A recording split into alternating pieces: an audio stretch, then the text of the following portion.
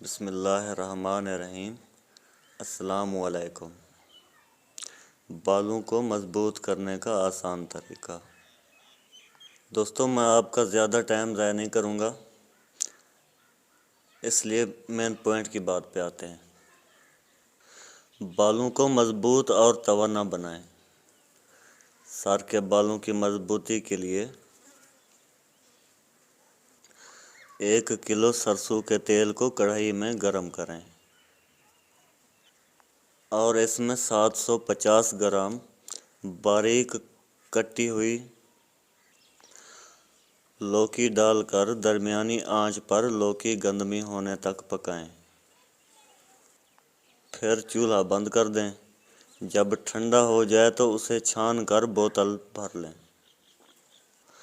और हफ्ते में 2 मरतबा बालों की जड़ों में इस तेल से मालिश करें।